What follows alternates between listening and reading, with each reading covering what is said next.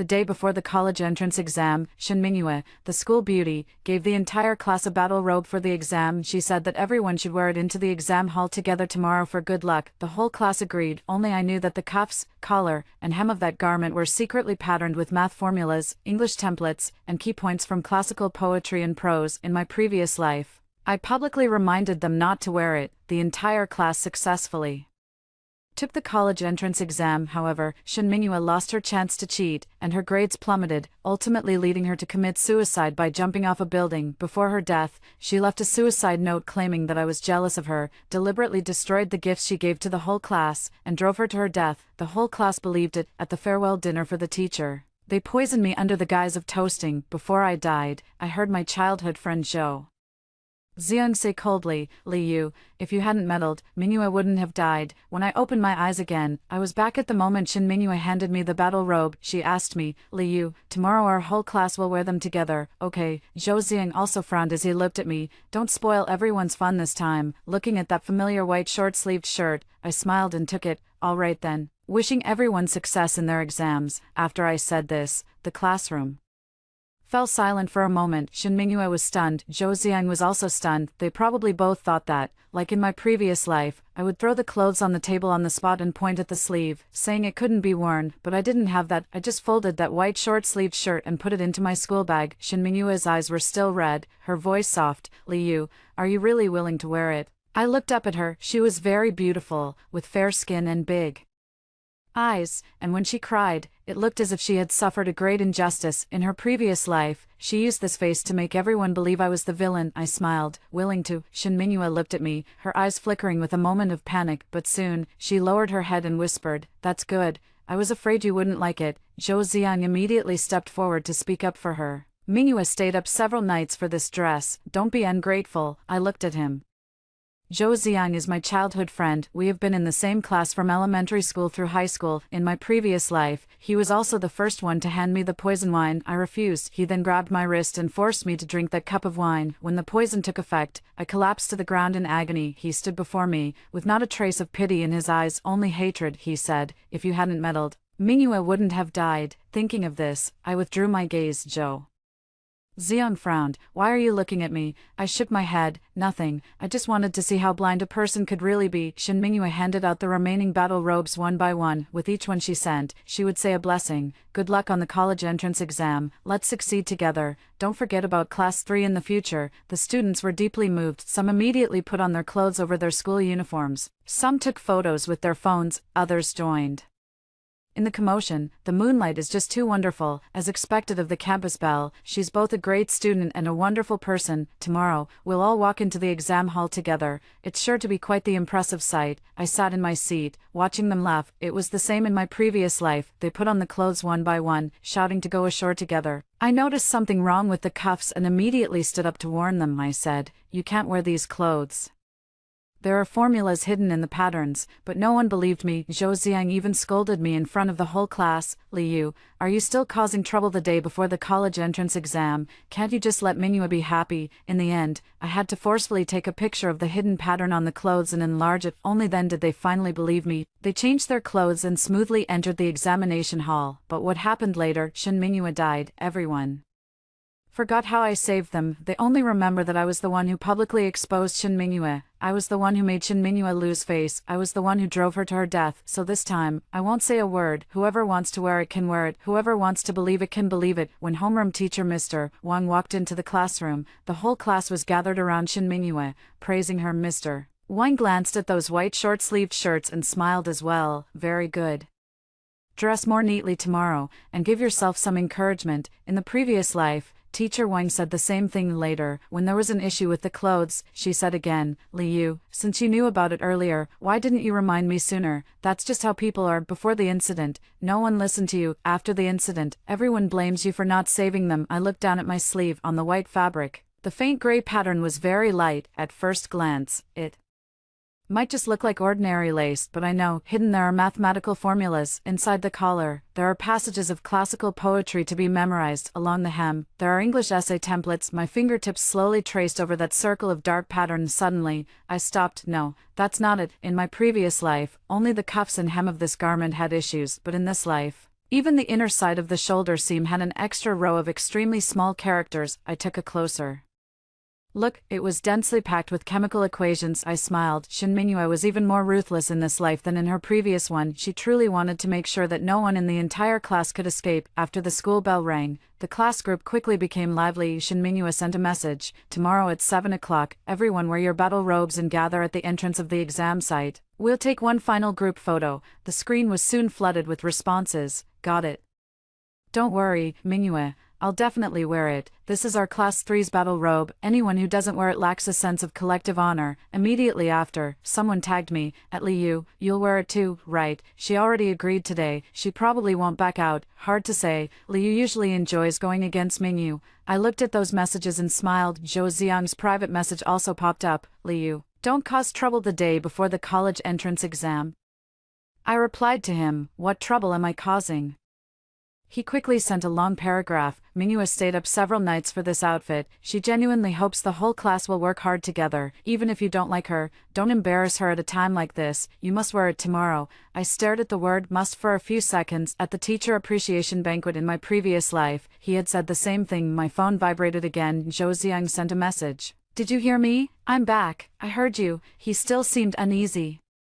Don't just say it. The whole class will be watching you tomorrow. I smiled. Look at me. All right, then let them all look. At 8 in the evening, Shin Mingyue posted another selfie in the group chat. In the photo, she was wearing that white battle robe, standing in front of the desk. The cuffs are slightly rolled up, and the smile is very sweet. Try it on in advance. Everyone needs to do their best tomorrow. The group chat is filled with praise again. Mingyue looks so beautiful in this outfit suddenly looks more upscale. Tomorrow when we wear it out, we're definitely going to turn heads. I opened the photo and zoomed in. Shin Mingyue is really good at taking pictures. She rolled up her sleeves just right. From the photo, only the words "Golden List Success" were visible, while the subtle patterns remained unclear. But she forgot one thing. The desk behind her was a mess. A piece of paper was pressed under the corner of the table. Only a small portion of it was visible. I continued to zoom in. It was a custom clothing order. There is the name of the clothing store above, and the quantity 36 pieces. My finger stopped. In my previous life, there were 36 people in the entire class, but Shin Mingyue didn't wear it that day. She said hers had accidentally been stained with ink. Everyone felt sorry for her. No one asked why her clothes were the only ones that got torn. I stared at that order,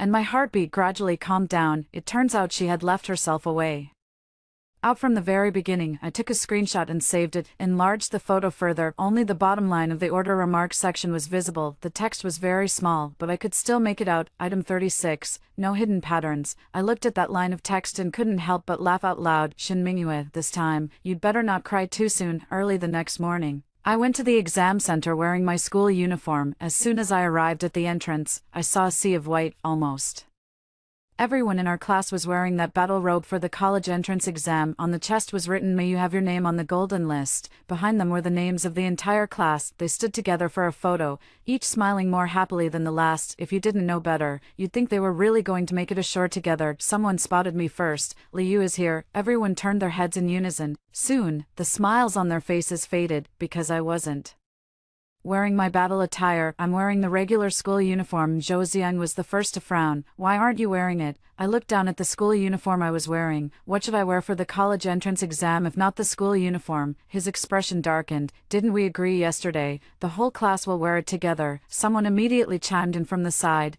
Liu, what do you mean by that? Everyone else is wearing it, except you. I looked at them and suddenly felt like laughing. In my past life, it was this same battle attire. As soon as Shin Mingyue handed out the clothes, I noticed something off about the subtle pattern on the cuffs. I immediately unfolded the garment and pointed at the cuffs, saying, "This isn't an ordinary pattern, it's filled with formulas." The entire class erupted instantly. Someone called me a jinx. Someone said I was making a mountain out of a molehill. Others accused me of being jealous of Shin Mingyue and deliberately destroying the gifts she gave to the whole class. In the end, I took close-up photos of the hidden patterns on the cuffs, collar, and hem of the clothing and enlarged them. Teacher Wang, fearing that something might actually go wrong, had everyone put away their battle robes and wear their school uniforms to the exam hall the next day. So in their previous life, they never entered the exam site wearing battle robes. They smoothly took the college entrance exam, and they smoothly forgot how I had saved them. Now I haven't said anything, yet they are still unsatisfied. It turns out what they wanted was never the truth. What they want is for me to be obedient. Zhou Ziang walked up to me and lowered his voice. Liu, don't cause trouble on such an important day as the college entrance exam. I looked up at him. What trouble am I causing? He pointed at the school uniform I was wearing. Mingyue stayed up several nights for this dress.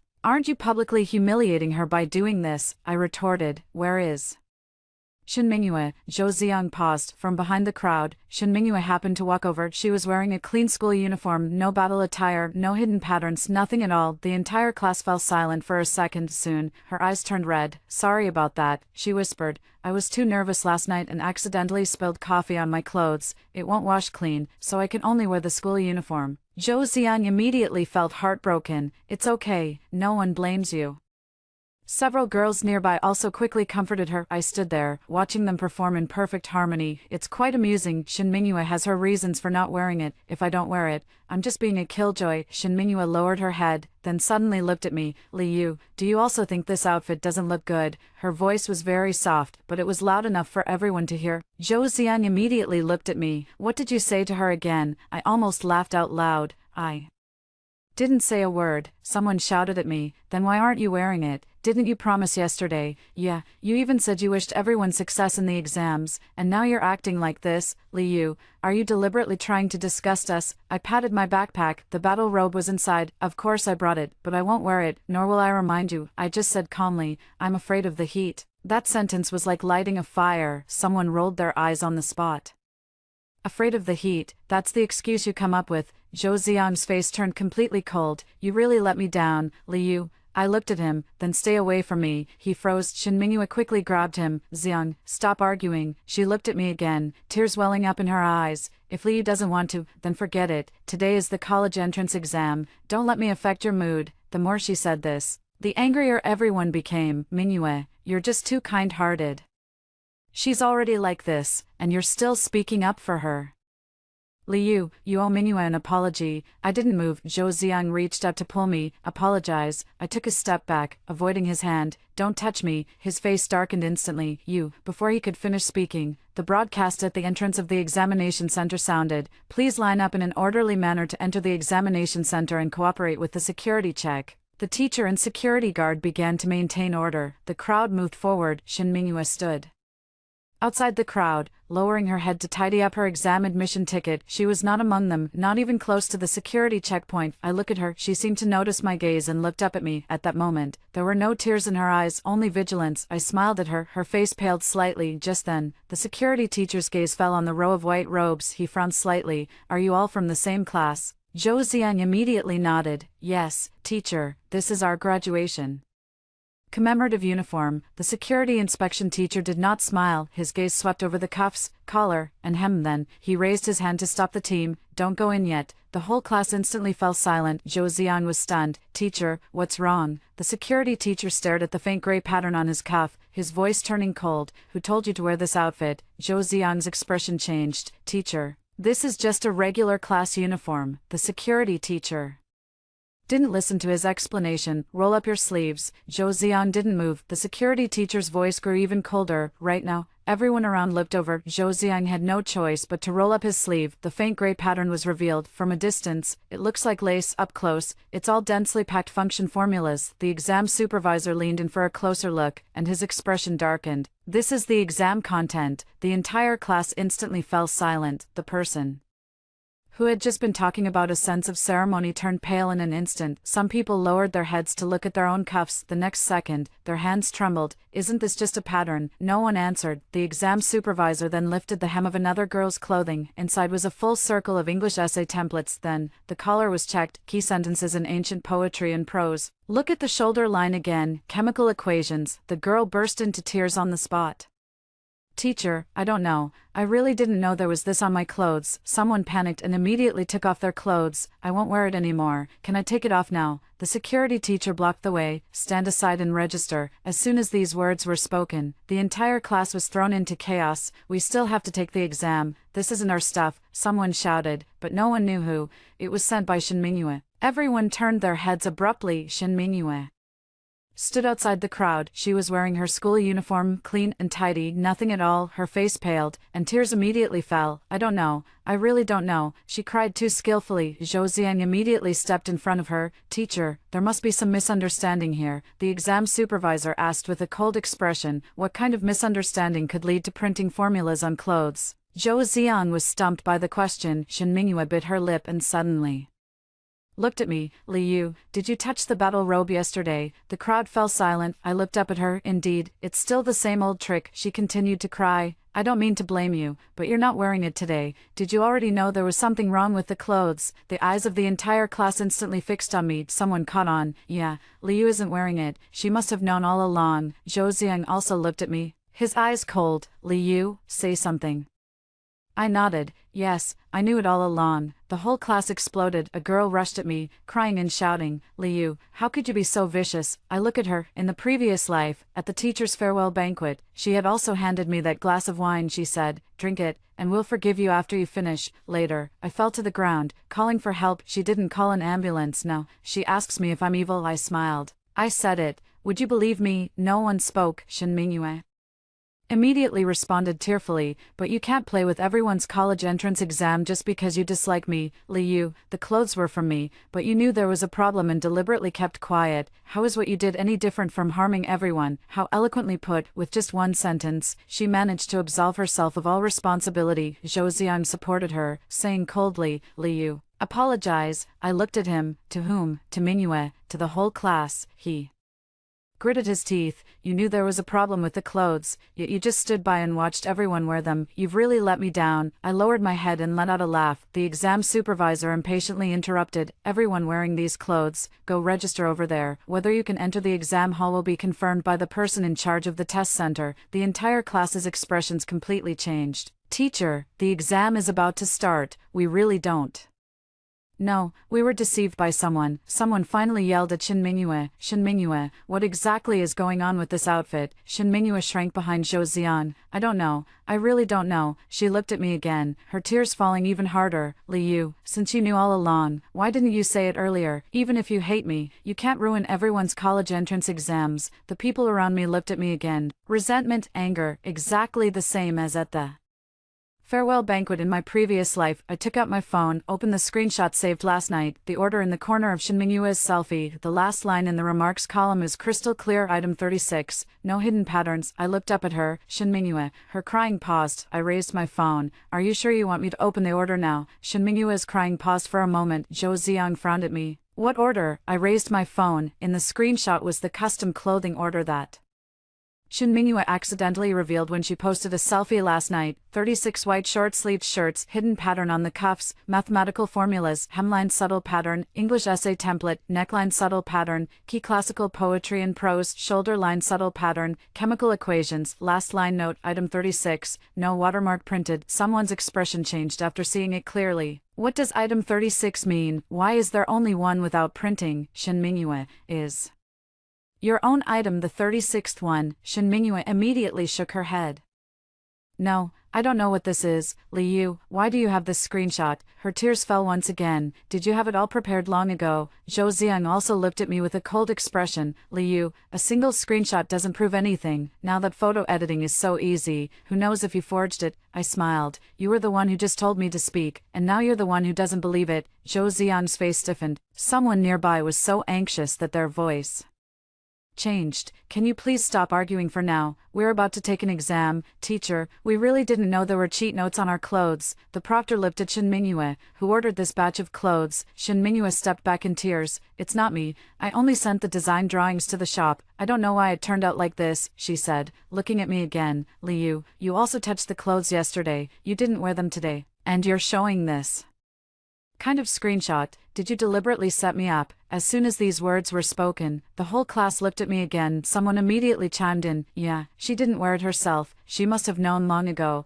Li Yu, do you want to see us in trouble? How can you be so malicious? Listening to these words, I felt no ripple of emotion in my heart. In my past life, I gave a warning. They accused me of being jealous. In this life, I choose not to remind them. They call me malicious. No matter what I do, I'm always the one in the wrong. I clicked on the store customer service link in the order screenshot. I dialed the number directly. The phone call connected. I put it on speakerphone. The customer service representative's voice came through. Hello, how may I assist you? I provided the order number. I'd like to verify the details of this custom order. The customer service representative checked for a few seconds. 36 white short-sleeved shirts, right? Yes, the note says 35 with the watermark pattern printed, and the 36th without. The entire class fell completely silent. I asked, what is the hidden pattern content? The customer service representative flipped through the records. The cuffs feature mathematical formulas, the hem displays English essay templates, the collar is adorned with classical poetry, and the shoulder seams are lined with chemical equations. Someone's legs went weak, nearly collapsing to the ground. Is that really the case? So it wasn't a misprint, Shin Mingyue, you knew all along. Shin Mingyue's face was frighteningly pale. She was still shaking her head. It's not me, this order wasn't placed by me. It could also be someone else using my name. Zhou Xiang seemed to have grasped the last straw. Yes, the order doesn't prove it was under Mingyue. Liu, don't think you can convict her with just one phone call. I hadn't even spoken yet. Shin Mingyue's phone suddenly rang, very softly, but in the dead silence.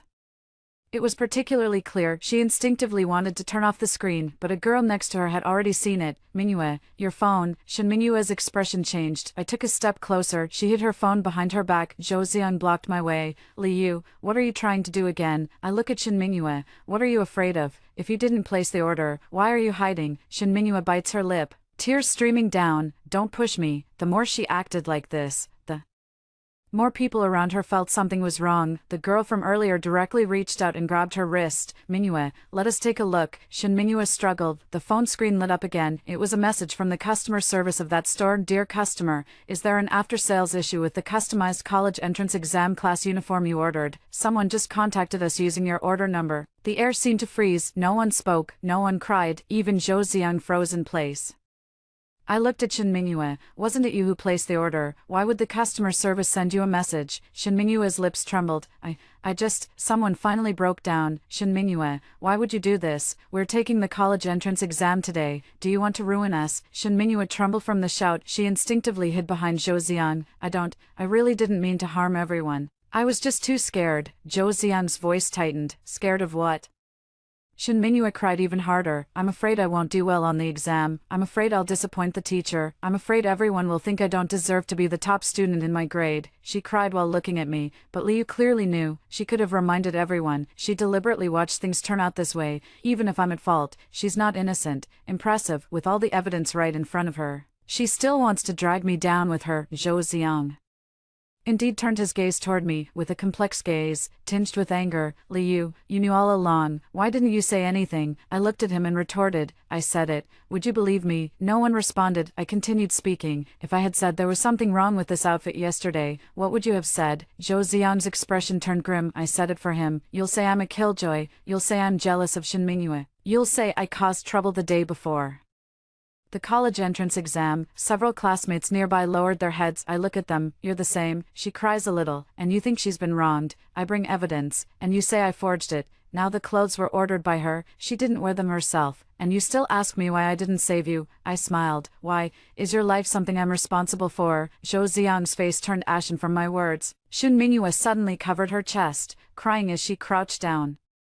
I didn't mean to. I really didn't mean to. Liu, why do you have to push me like this? Here she goes again. It was the same in my previous life. Once she starts crying, the whole class forgets the truth. Sure enough, someone started hesitating again. She might really just be under too much pressure. It's useless to talk about this now. Can we still take the exam or not? The exam supervisor interrupted coldly. Stop arguing. Everyone wearing these clothes must register. The specific details will be confirmed by the exam center supervisor and the school. As these words were spoken, the entire class panicked completely. Some students were crying as they called their parents. Someone shouted at Shin Mingyue. Someone turned to glare at me. Shin Mingyue crouched on the ground, crying so hard she could barely catch her breath, but I saw it. When she lowered her head, there was no fear in her eyes, it's hatred. I put my phone away. Just as I was about to turn around, Shin Mingyue suddenly looked up. She stared at me intently. The voice was very soft, only I could hear it. Liu, have you also returned? Shin Mingyue's words were very soft. Liu, have you also returned? I looked at her without answering. She had already discerned the answer from my expression. In that instant, the tears on her face froze, but soon after, she covered her chest, crying so hard she could barely catch her breath. It's not me. It really wasn't my intention to harm everyone. Zhou Xiang immediately supported her. Mingyue, don't speak. For now. But this time, no one gathered around to comfort her as they had just moments before. Everyone was watching her, the clothes were sent by her, the order was placed by her. Her own piece, however, had no hidden pattern. Even if she cried pitifully, no one dared to speak up for her immediately. At that moment, the person in charge of the exam site hurried over. He picked up a battle robe, glanced at it a few times, and his expression darkened. Who organized this? No one spoke. Shin Mingyue lowered her head, her shoulders trembling uncontrollably. The person in charge asked again, who organized wearing these clothes into the exam hall? A girl finally couldn't hold back and pointed at Shin Mingyue. It was her who gave them to us. Shin Mingyue suddenly looked up. I didn't. The girl's eyes were red. Didn't you hand out the clothes one by one? Didn't you say in the group chat that we should all wear them today? Shin Mingyue opened her mouth but couldn't speak. The person in charge looked at the teacher. Notify the school, notify the parents, all candidates wearing these clothes must stay. As soon as these words were spoken, the crowd erupted into chaos. A boy rushed straight over. Teacher, I really didn't know there was something on my clothes. Can I change and then go in? The person in charge only replied with 2 words, no. The boy's face instantly turned pale. Someone was squatting on the ground nearby, their admission ticket crumpled tightly in hand. It's over, my parents are going to kill me. Someone finally snapped back to reality and yelled at Shin Mingyue. You said this was a good omen. Is this the good luck you've brought us? Shin Mingyue shook her head, tears streaming down her face. I was just too scared. I was afraid I wouldn't do well on the college entrance exam, afraid of letting everyone down. That girl laughed, but tears fell from her eyes. You're afraid of failing the exam, so you want to make sure none of us can take it. Shin Mingyue was left pale by the question. Zhou Xiang was about to speak again. The person in charge had already looked at him. You're wearing one too. Zhou Xiang glanced down at the battle robe he was wearing. The words top of the golden list on his chest were glaringly ironic. Like a joke, his Adam's apple bobbed. Teacher, I'm the class monitor. I can prove that no one else knew about this. The person in charge said coldly. Whether they knew or not isn't for you to decide with just one sentence. Zhou Xiang's expression completely changed. Shin Mingyue suddenly grabbed his sleeve. Xiang, I didn't wear it. Can I go in to take the exam? Zhou Xiang hadn't had time to speak before the person in charge turned to her. You are suspected of organizing violations, so you stay as well. Shin Mingyue froze. But I didn't bring anything. The person in charge looked at her. You organized others to bring it. This statement was more damning than any evidence. Shin Mingyue's face turned deathly pale. The broadcast sounded at this moment. Please enter the examination hall as soon as possible. The exam is about to begin. Other candidates entered one after another. Only the more than 30 people from our class were stopped outside the cordon. Someone was crying while calling their parents. Someone was pleading with the teacher. Someone was still tugging at their clothes, as if taking off that battle robe would make it seem like nothing had ever happened. But it was already too late. The first exam was about to begin. Zhou Xiang suddenly looked at me. His eyes were frighteningly red. Liu, you could have stopped all of this. I looked up at him. In my past life, he looked at me just like this back then. I was lying on the floor of the private room at the farewell banquet, poisoned to the point where even breathing hurt. He stood right in front of me.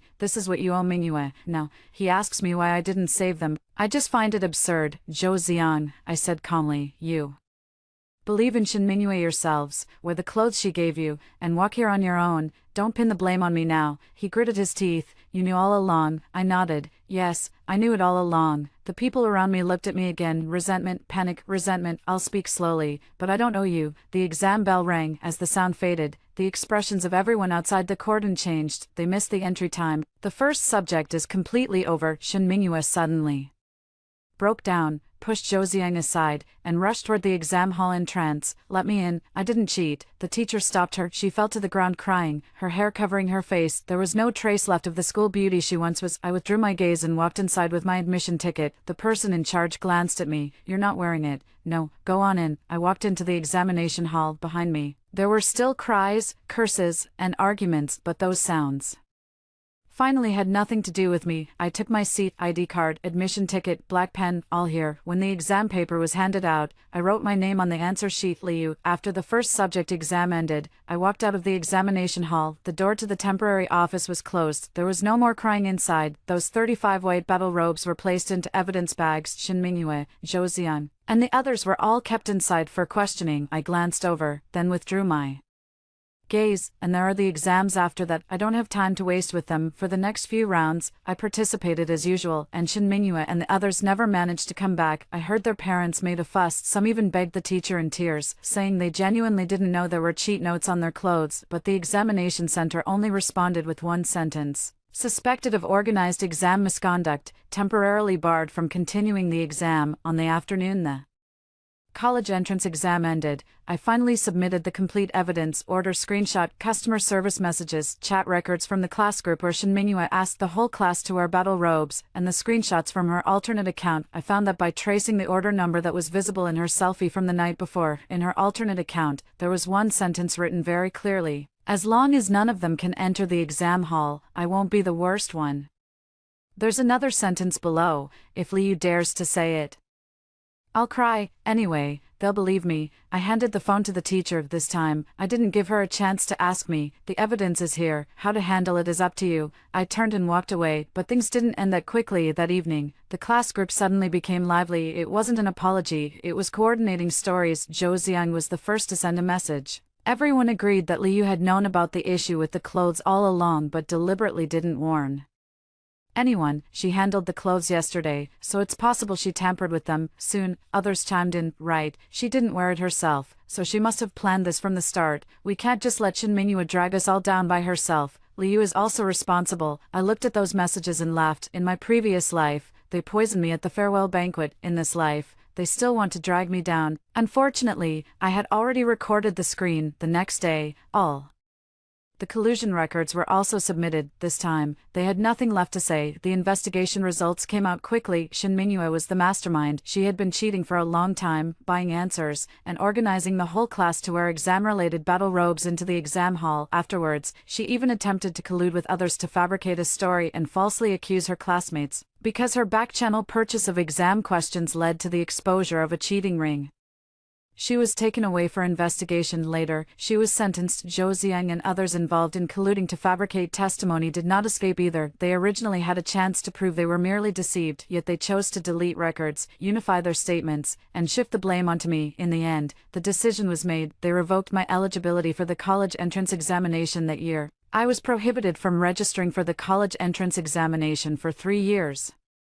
The day the notice was posted, the school gate was crowded with people. Shin Mingyue's name was listed in the first row. Zhou Ziyan's name was also on it. They used to be the top student in the grade and the class monitor. Now, they've become the laughingstock of the entire school. A few days later, Zhou Ziyan came to find me. He stood at the school gate, his eyes frighteningly red. Liu, I was wrong. I didn't stop. He caught up, his voice trembling. I really didn't know Shin Mingyue could be so ruthless. We won't be able to take the college entrance exam for 3 years. Can you put in a good word for me? I looked at him. You're not unaware of her ruthlessness. You just don't believe me. His face turned pale. I continued speaking. When you handed me that glass of wine at the farewell banquet in my previous life, you didn't think to trust me either. Zhou Ziyan suddenly froze. You remember too? I smiled. I remember. I remember you pressing my hand, making me drink it. I also remember when I fell to the ground calling for help. Not one of you dialed 120. Zhou Ziyan's lips trembled. That's not true. At that time, we just hated you too much. I nodded. So this time, I didn't give you a second chance to hate me. On the day the results came out, I became the top science student in the province. The reporter asked me who I wanted to thank the most. I looked at the camera and smiled. Thank you. Myself. Thank you for this time. I didn't look back. In my previous life, I saved the entire class's college entrance exam. In this life, I only saved myself. After hearing the first story above, what are your thoughts? Feel free to share your opinions in the comments section. Next, there is another similar story. Let's continue to see. When the fake heiress was about to be hit by a truck, her brother rushed forward, intending to save her. In my previous life, I used all my strength to hold my brother back, preventing him from saving the fake heiress. As a Result, the fake heiress was run over by the truck, lost both her legs, could no longer dance, and ultimately took her own life in despair. After burying her, I,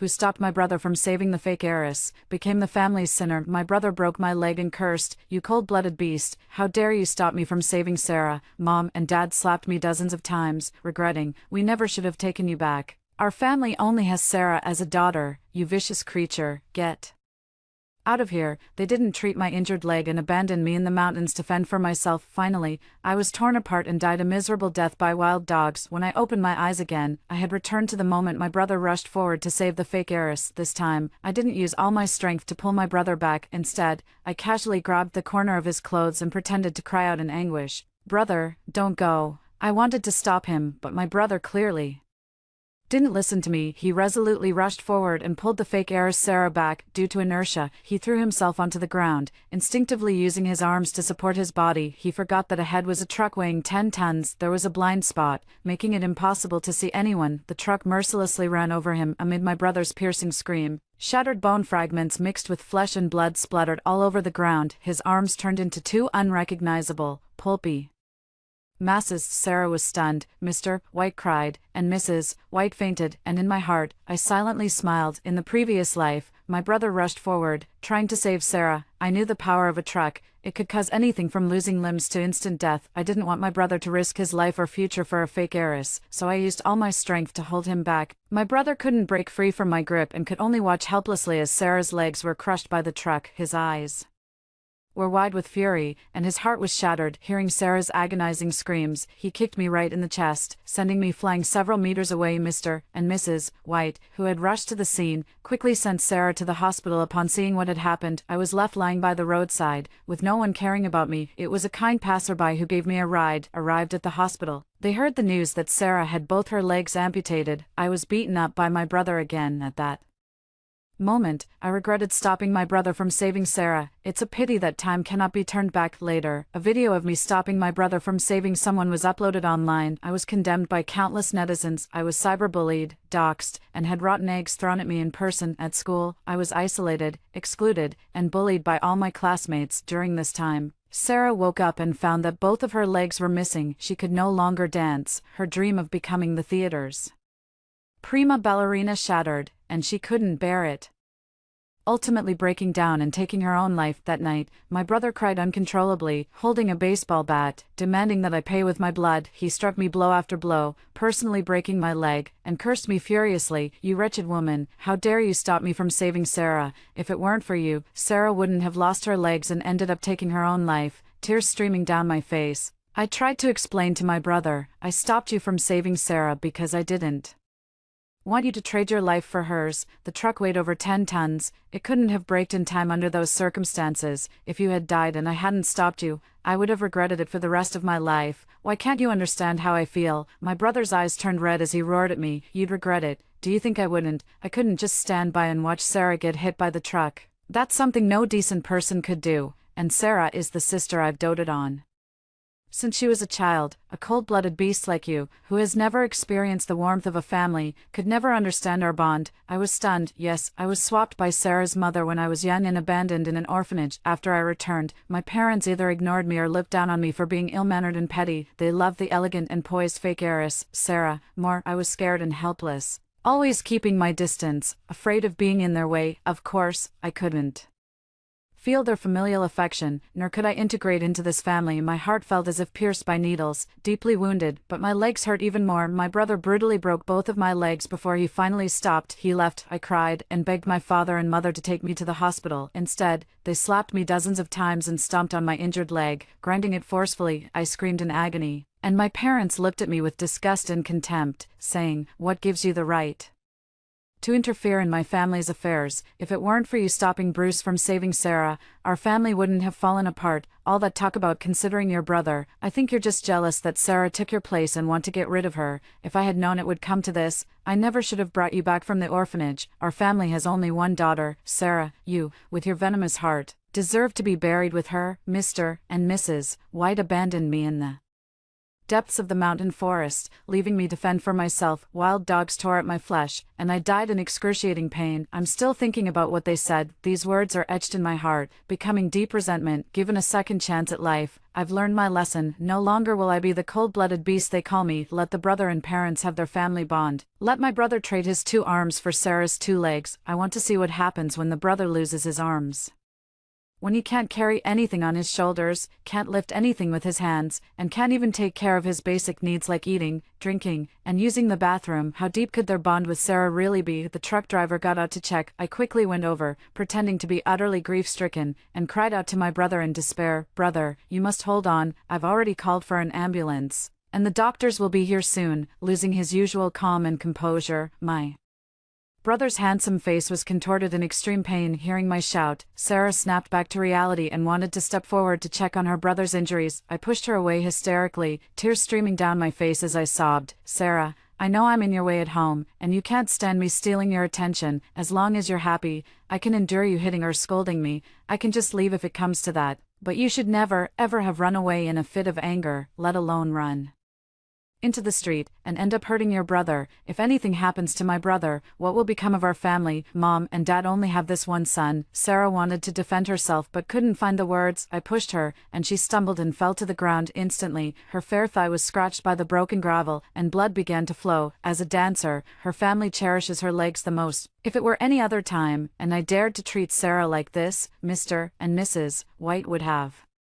rushed over and slapped me, but now, their beloved son is injured, so how could they possibly care about Sarah? As soon as Mr. White woke Mrs. White, the 2 of them threw themselves beside their son and began to weep. "My son, you must hold on, the doctor is coming soon." Mrs. White wailed as if her heart were breaking, wishing she could bear the pain in his stead. Mr. White frowned and silently shed tears. Seeing the scene, Sarah came to her senses and shook her head repeatedly, saying, "I didn't mean to harm my brother, it wasn't intentional." She stood up and walked over to Mr. and Mrs. White, trying to lean in for comfort and validation. Mr. White calmly pushed her to the ground. Mrs. White didn't even glance at her, her attention completely focused on her brother. Before long, medical staff arrived and carried her brother away. In an instant, the flesh and tendons connecting the bones of both arms tore away, stripping away the last shred of dignity. Witnessing the loss of both arms with their own eyes, the brother couldn't bear it any longer, let out a scream, and fainted. The family got into the ambulance, weeping. Only the bewildered Sarah was left behind. She was still wondering why Mr. White had pushed her. Why had her parents' feelings toward her changed in just a matter of minutes? It wasn't until the car door was about to close that she snapped back to reality. Mom and Dad, wait for Sarah. Sarah wanted to keep up, desperately chasing after the car, and even sprained her ankle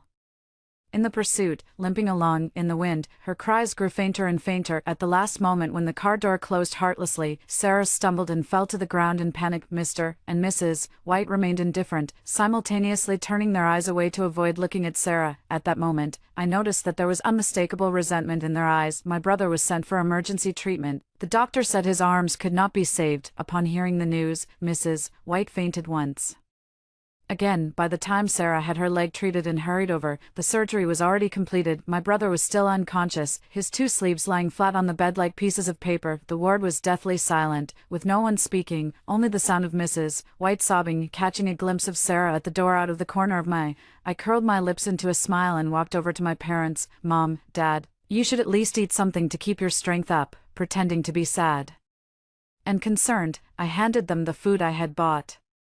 They both looked at me directly. It's as if, after 18 years, they finally realized they have a biological daughter to rely on in critical moments. However, they are in no mood to eat right now. Their only son, the heir to the White family company, has lost both arms. How will they manage in the days to come? It's truly distressing. Mrs. White, with tears in her eyes, pushed it away and said, "I have no appetite, you eat it." Mr. White frowned deeply and shook his head. Sarah, standing at the door, saw me talking to our parents and finally couldn't hold back, timidly calling out, "Dad, Mom." Mr. and Mrs. White acted as if they hadn't heard her, merely glancing at her before turning away, each lost in their own sorrow. The deliberately cold atmosphere was awkward. Sarah didn't know what to do, whether to stand or to leave. She could clearly feel that her parents were very resentful toward her. She had caused her brother to lose his arms. She had done something wrong, but it wasn't intentional. Thinking this, Sarah felt wronged and began to cry softly. Mr. and Mrs. White heard the crying and clenched their fists impatiently, showing no trace of pity. I watched coldly from the side. Didn't you tell me not to stop my brother from saving Sarah? Didn't you call me a cold-blooded beast and accuse me of meddling in others' affairs? You are such a loving family. What?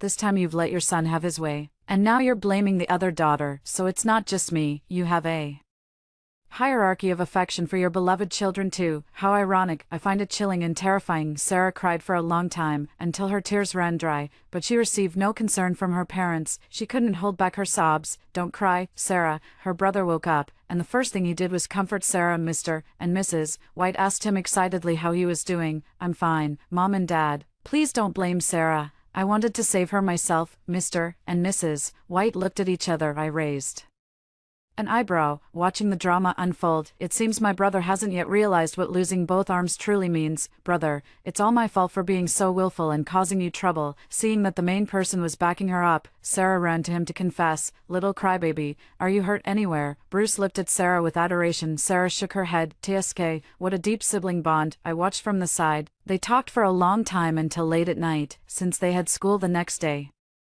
The two reluctantly parted ways. Returning home, Sarah knew that Mr. and Mrs. White were already disgusted with her. Fully aware of her position, she greeted them and immediately went upstairs. I, on the other hand, was concerned about my parents. I asked the servant to prepare foot-washing water and said to them with concern, "Don't overwork yourselves, everything will pass." My parents nodded and patted my shoulder in response. Yes, you should go to bed early too, the college entrance exam is coming up soon, so work hard. In the past, they never cared about my grades. I looked towards Sarah and Bruce's room, but then again, with both children now unreliable, it's about time they changed their attitude. In the following days, Mr. and Mrs. White hired a caregiver to look after my brother. After evening self-study, Sarah and I came to visit. As soon as Sarah entered, she started talking about interesting things at school on her own. She completely failed to notice that her brother was frowning, with his legs pressed tightly together and an expression of pain. I know he wanted to relieve himself, but my brother's pride wouldn't allow him to show a weak and pitiful side in front of Sarah. Since that was the case, I didn't say anything either, just watched him hold it in. Sarah continued talking about school matters.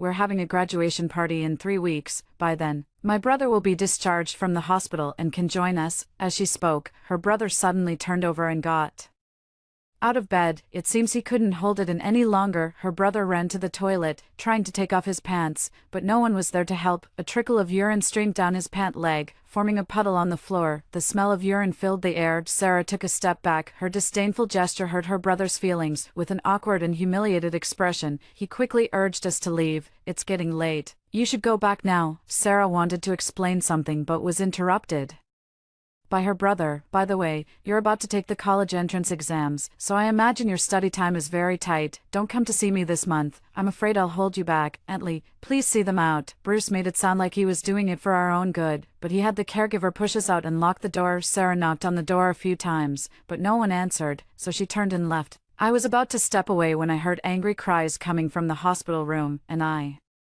laughed heartily. This was just a small matter, but it created a rift between the siblings. Wait until we get back home from school. Bruce will then realize what true cruelty means. 3 weeks later, his older brother was discharged from the hospital, and the family held a recovery dinner for him. At the dinner table, the atmosphere was tense. Mr. and Mrs. White had pity in their eyes, afraid to reopen their son's wounds. Sarah, as if unaware, acted just as before, putting food on her brother's plate.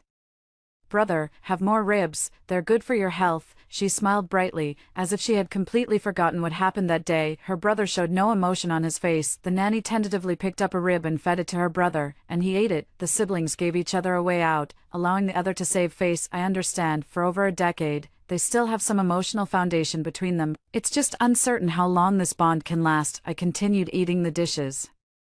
Seeing this, Sarah seized the opportunity to invite her brother to her high school graduation ceremony the next day. Brother, just go. The girl you like is also going. If you don't go, you might never see her again after the college entrance exams. Sarah coaxed and pleaded with him. Using every trick in the book, she finally managed to convince her brother. I remained silent on the side. If I remember correctly, in the previous life, it was after attending the graduation party that Sarah became deeply depressed and eventually took her own life. Now that the roles are reversed, I'm quite curious to see how Bruce will react. In the blink of an eye, It's the next day, and the graduation party is underway. In this lifetime, Sarah's legs remained unbroken, and she shone brightly on stage as she had always wished. After the performance, the audience erupted in thunderous applause. She came off the stage and asked her brother, "How is my dance?" Her brother didn't answer and instead looked toward the stage. Dramatically, the next act was his goddess's performance.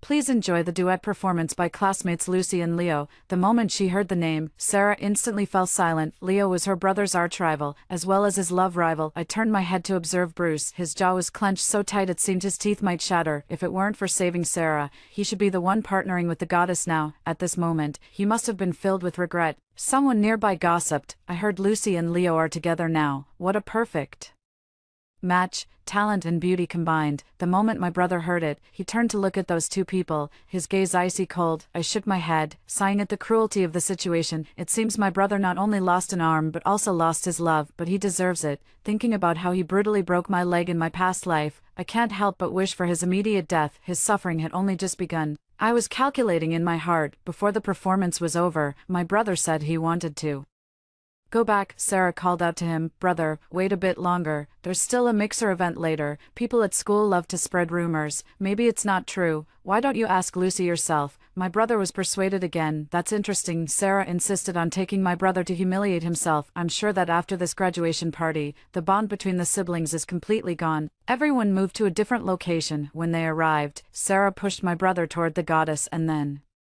disappeared. I found a small corner and watched my brother. As soon as Sarah left, my brother approached Lucy and was pushed to the ground. Leo put his arm around Lucy's shoulder and asked arrogantly, "What are you doing so close to my girlfriend?" My brother recognized his arch-rival and immediately stood up, glaring angrily and cursing, "You bastard, when did Lucy become your girlfriend? She clearly promised to be with me after the college entrance exams." Hearing the accusation, Leo poured red wine over my brother's head. The wine trickled down his cheeks, soaking his clothes and leaving him in a sorry state. Leo sneered, "You're dreaming if you think she'll be your girlfriend. You lost the right to pursue Lucy the moment that truck crushed both your arms." "Bruce, I never thought you'd end up like this. Must be frustrating." "Huh, bet you want to hit me, but too bad, you can't," Leo said, slapping his brother's face. It was light, but humiliating. The brother cursed angrily, spewing every insult imaginable. Leo didn't care and laughed gleefully. "What's the point of just cursing? If you're so capable, fight back. Why aren't you fighting back? Oh, right, you don't have hands." After provoking him, he pushed his brother down again. The classmates stared at his brother, whispering among themselves, "This is the former school heartthrob.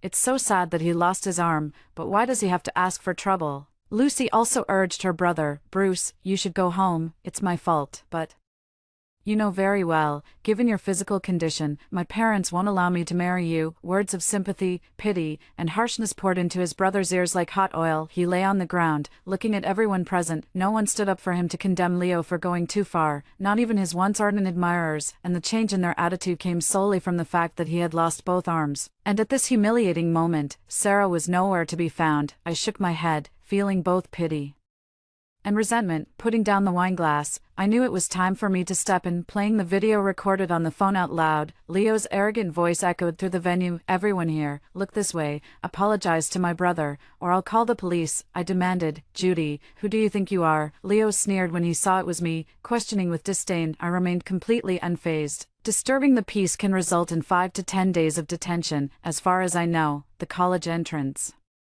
exam is in 8 days. If you want your parents to bail you out from the police station, go ahead. You can apologize there then." My hand is on the emergency dial screen. Seeing that I was serious, Leo, afraid the situation would escalate, angrily blurted out, "Sorry, okay," and left with Lucy. The other onlookers gradually dispersed as the main characters left. I wiped the wine off Bruce's head with a tissue, and only then did Sarah rush over. She hurriedly helped her brother up. Her brother roughly shook her off with his body and stubbornly said, "Get away from me." After returning home, her brother locked himself in his room, refusing to eat or drink. When the servant went to call him, they were met with an angry "Get out, all of you get out," accompanied by the sound of him kicking the door repeatedly. The servant ran away in fear. Mrs. White personally carried the food upstairs. The meal was kicked over by the brother, and the soup spilled all over the floor. Mr. White scolded his brother sternly, "Look at you, what kind of state are you in?" Brother doesn't speak. His self-esteem was utterly shattered today. It must feel like his whole world has collapsed. Sarah comforted him, "Brother, no matter how angry you are, you still need to take care of your health. have something to eat. It's my fault today. She stepped forward, moving closer to her brother, and was kicked to the ground. The brother hoarsely accused, "You heartless thing. If it weren't for you today, I wouldn't have suffered such humiliation." Sarah was kicked so hard that she kept howling in pain. I calmly advised him, "Brother, you should eat a little. Mom and Dad love you very much, unlike me, who was once crushed in the leg by my parents and thrown into the mountains to be fed to wild dogs. Is loving me any use? Without my hands, what's the point of living?" My brother retorted sharply. I said to him, "There's still hope as long as you're alive. Our family can support you, or do you want to die, Mrs. White?" scolded me. "How dare you speak like that, Mr. White?" stopped her. My brother shook his head. "Eat if you don't want to die." With these blunt words, I called the nanny to bring the food back. I fed him while my brother ate and cried. Cry now, because there are more days of crying ahead, I thought to myself as I continued feeding him. After he finished his meal, Mr. and Mrs. White asked me about what had happened today, and I told them everything in detail. Sarah was scolded and reprimanded again, and she was also slapped several times. With her bruised and swollen cheeks, she ran back to her room in grievance. At this point, the sibling bond was completely shattered, with no possibility of reconciliation whatsoever. From that day on, Bruce ate and drank normally, but he became listless. The curtains in the room were drawn, blocking out all sunlight. He didn't go out, spending all day lying in bed. He did nothing but eat and sleep, with his days and nights reversed. Sometimes he was too lazy to call the servant to attend to him and would just relieve himself on the bed, smearing feces and urine all over the pristine white sheets. Even his clothes and pants became unbearably foul-smelling. When the servants came to clean up, if they dared to show any expression, whether it was disgust or not, he would order them to leave. In just 1 week, he went through 18 servants. The more people he came into contact with, the more irritable Bruce became. He was afraid of socializing and going out. He always felt that those people looked down on him. Every look of pity, sympathy, or disgust reminded him of the humiliating incident at the graduation party that day. Along with that, thinking of humiliation makes me think about who brought that humiliation upon him. If it weren't for saving Sarah, if it weren't for Sarah taking him to the party, none of this would have happened. Gradually, resentment breeds hatred. Once a person has paid a great price for another, they can't help but expect something in return. The recipient of the favor must be grateful to fill what the benefactor lacks. But not only did Sarah not do this, she also made him suffer humiliation. Hatred took over his heart. Whenever my brother saw Sarah, he would beat her up to vent his anger. Mr. and Mrs. White turned a blind eye to this. The servants, judging people by their status, also began to bully Sarah. Sarah was no longer cheerful. She became timid and insecure, transforming from a little princess into a pitiful figure. In a daze, she became me. Doing these things was far from enough to quell the anger in my brother's heart. Occasionally, when emotions overwhelmed him, he would smash everything he had before. The violin he had so carefully cherished, the body was crushed under his feet, the soundboard shattered, and the string snapped. His beloved racket was ordered to have its strings cut and its handle bent by the servant. Gifts from admirers and the goddess, such as dolls, love letters, and personal items, were thoroughly destroyed by him, including textbooks from his school days and awards and certificates won in competitions. He instructed the nanny to tear them apart one by one and burn them to ashes. Dust filled the room, floating and scattering. He experienced boundless pleasure. His parents saw it and slapped their thighs in frustration. They wanted to give him something to do, to teach him how to manage the company. My brother said, "My hand is useless. I can't even sign my name. What's the point?" He destroyed the company's documents. It was as if he wanted to completely destroy his former proud self, cutting all ties with who he is now. Mrs. White was worried and heartbroken. Mr. White shook his head and sighed, thinking his son was hopeless. Sarah hid in her room, not wanting to invite trouble. Her brother was trapped in his own world, lamenting the seasons and giving up on himself. In every day and night he wept about the unfairness of fate. I smiled, working hard to prepare for the college entrance exam and what was to come. Sarah and I finished the college entrance exams. My brother was depressed for half a month but finally agreed to go out and hang out with friends. Mr. and Mrs. White thought he had come to his senses. Unexpectedly, my brother didn't come home for several days in a row. When our parents asked, he just said everything was fine. The next time Mr. and Mrs. White heard about him was when they received a call from the police station, saying that their brother had become addicted to substances and needed to be detained. Mr. and Mrs. White paid the bail and took their brother home. Once home, their brother's cheeks were swollen and red, and he was still being scolded and beaten by Mr. White. Sarah and I were sitting on the sofa. My brother saw it and was filled with hatred. He kicked Sarah and yelled, "You ruined my life. How dare you live so comfortably?" Sarah fell to the ground, snapped back to reality, rushed over, kicked my brother, pinned his legs down, and started punching him repeatedly. A great favor is like a great enmity. Decades of Oppression had shattered Sarah. She stiffened her neck, crying as she fought back. I never asked you to save me.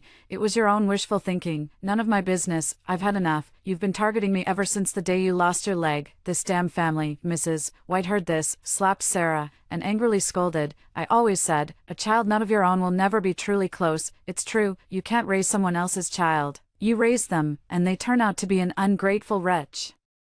Sarah immediately retorted, who needs you to support me, since you know I'm not your biological daughter? Why didn't you kick me out right away? The only reason you kept me around is because I'm outstanding. You were disgusted with your biological daughter earlier, you old fool, weighing the pros and cons. You don't need to drive me away. I'm leaving right now. Sarah stood up and headed toward the door. Mr. White angrily grabbed Sarah, preparing to slap her. Go ahead and hit me, and I'll immediately expose the White family's scandals, she threatened firmly. Mr. White helplessly let go and told her, get out. Fine, I'm leaving, and I'll never come back again. Sarah completely broke ties with the White family, taking nothing with her, and ran out of the house. If it weren't for Mr. and Mrs. White watching, I would definitely applaud her. After this commotion, Sarah left, and her brother refused to come down to eat. The atmosphere in the dining room became awkward. Sometimes Mrs.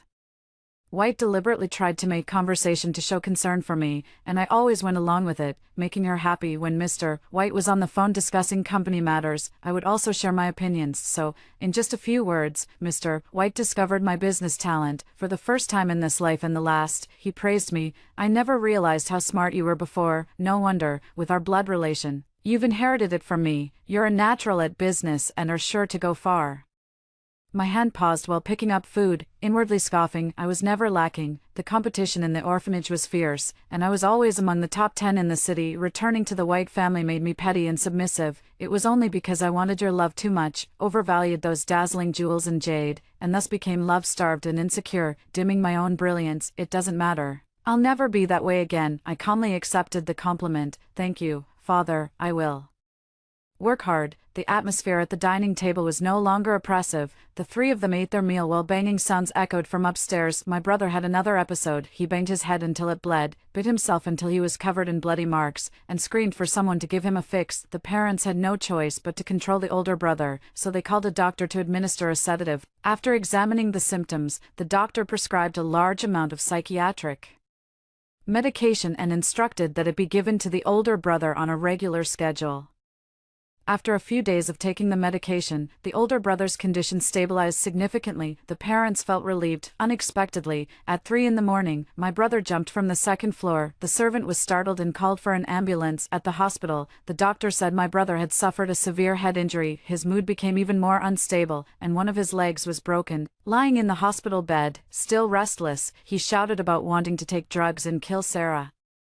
Seeing his son's insane behavior, the parents are heartbroken. There are no dutiful sons by the sickbed for long, and the same holds true in reverse. There is no eternal kinship, only eternal interests. They decided to completely abandon their older brother. They began to cultivate me. They took me in and out of the company, taught me how to understand the operational model, manage teams, plan strategic layouts, expand business, allocate resources, and make decisions. In just over 10 days, everyone had decided that I was the company's successor. No one mentioned my brother anymore. On the day I received the admission letter, my parents held a celebration banquet for my academic success, inviting guests and acknowledging my status. They took me around to greet the major executives and introduce me to their connections. I conversed with them in a poised and graceful manner. Waves of mutual business flattery ensued, and everyone was in high spirits. Dad, I didn't know my sister was having a celebration for her college admission today. Why didn't you invite me? My brother suddenly appeared. The news of his injury was kept under wraps. Not a word of it leaked out. The executives, seeing him missing both arms and still looking like he was up to no good, began to murmur among themselves. What are you doing here? Go back. Mr. White frowned and scolded him in a low voice. Son, be good and go home first. Mrs. White urged him. The brother stood still without moving. Seeing that our parents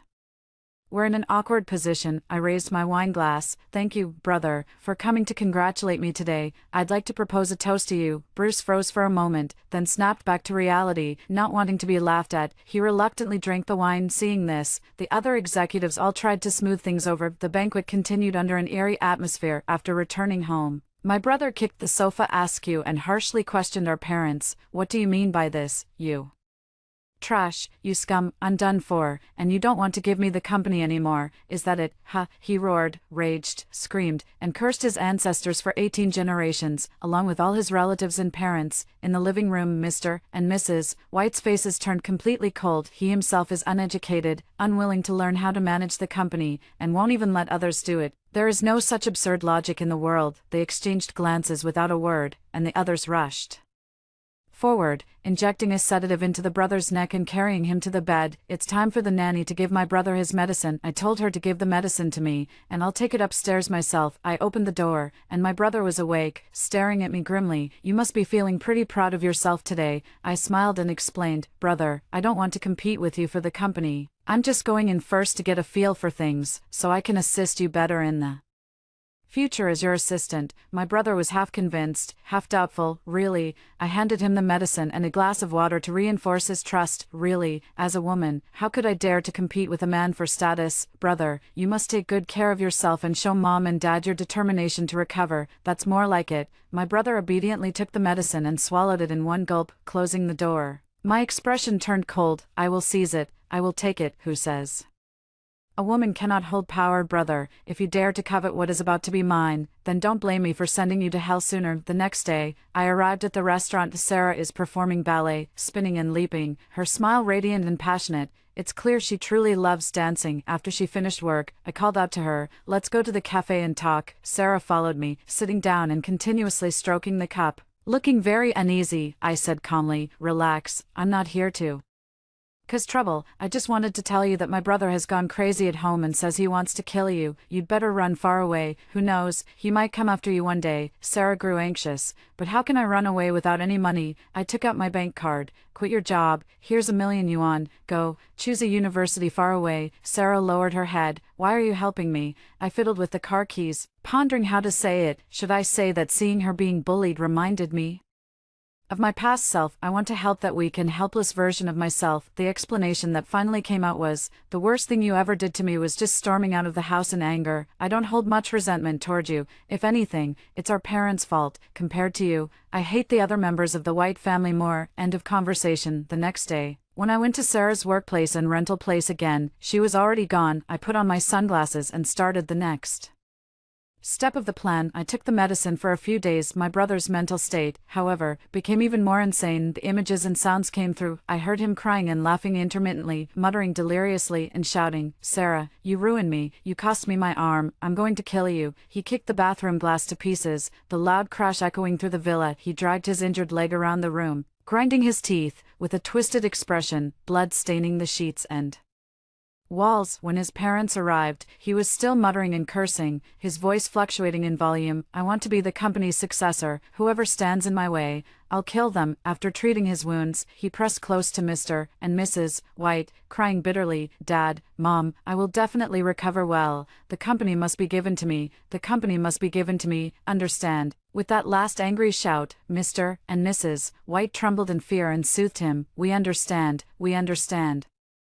Please go to sleep now. Bruce went to bed contentedly, muttering continuously. In the middle of the night, he felt thirsty from talking and got up to look for water to drink. At this moment, Mr. White was secretly cursing him. Bruce has gone mad, a useless person. If the company is handed over to him, my lifelong efforts will go down the drain, and can he guarantee our life in old age, with the way he is? I'm really afraid that one day he might lose his mind and kill both of us. He should be sent to a mental hospital. Locked up and confined, so I can feel at ease. Through the surveillance, I saw my brother eavesdropping on their conversation. He didn't drink water and went back to his room. A storm is coming, and I should be fully prepared. Over the course of 3 months, I studied while also exercising. In my free time, I familiarized myself with the company and made decisions to ensure stable execution. After some time, the market responded enthusiastically, and Mr. White, satisfied with the supervision, confidently handed the company over to me. They decided to retire and move abroad to enjoy their later years, never to return. Remember to be happy over there, Mom and Dad. I saw my parents off on their final journey, waving goodbye excitedly, as I expected, before Mr. and Mrs. White could even leave the country. They were kidnapped. If you don't want your parents to die, hand over the money obediently. I want 100 million, don't call the police, and come alone. My brother's cold, threatening Voice came from the other end of the phone. I tried to calm him down and hired a private investigator to gather information. I don't have that much, only 5 million. I'll do my best to get the rest for you. Please don't act rashly, old bastard. Tell her where the money is, Mr. White trembled uncontrollably. Tell me the safe code, the bank password, the storage locations and access methods for all the family assets. Spill everything. Fine, I'll bring it to you in 3 days. Hang up the phone and get the money ready. 3 days later, I put on bright red lipstick and boarded the ship alone, the sea wind whipping my coat noisily. I looked around, nothing seemed amiss. There were only 2 people on the ship, my brother and his sidekick. Where are Mom and Dad? My brother grinned and pulled out a video to show me. I already took care of those 2 old fools. You'll never get to experience a father's or mother's love in this lifetime. They've already been killed. That really saves me the trouble. I nodded in understanding and thanked him sincerely. Thank you. My brother suddenly stood up from his chair. What do you mean by that? Don't rush. Let's talk this through calmly. I pulled up a chair and sat down calmly. I don't like my parents, so it's good that you took care of it for me. Also, my parents signed the equity transfer agreement, amended the company's articles of association, and passed the shareholder resolution. I am now the chairman of the company. My brother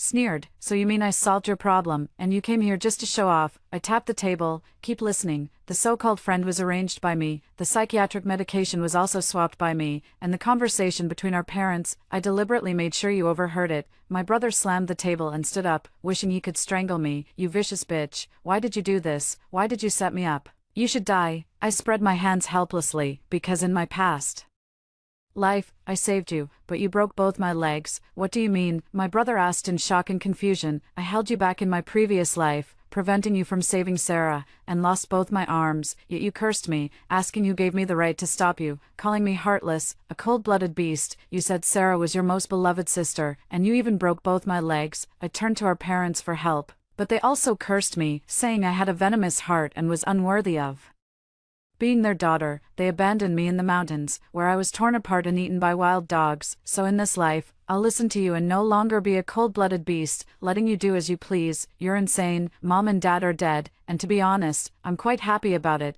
It's all retribution. I emphasized the word retribution with particular force. My brother crouched down, holding his head. Impossible. What you're saying must be false. You're lying to me, he kept muttering. Suddenly, he sprang up, his eyes filled with madness. I'm going to kill you. If you can be reborn, why can't I? Fire the gun. Bruce gave the order, but his men were probably too engrossed in the drama. They didn't react in time, and I kicked his wrist hard, sending the gun flying. I drew my weapon and acted swiftly. Blood splattered onto my face, and I curled my lips into a smile. My brother still tried to knock me over with his head, even without hands. You still want to fight me? I put all my strength into returning the kick he gave me in my past life, raising my hand to make his head explode. He died with his eyes wide open. I laughed mockingly. Remember, villains die because they talk too much. Being indecisive won't get you anywhere. Then I opened the clamp and threw them and their weapons into the sea. After getting off the boat, I arranged for someone to handle the follow-up matters. I sold my company shares, took all the wealth Mr. and Mrs. White had accumulated over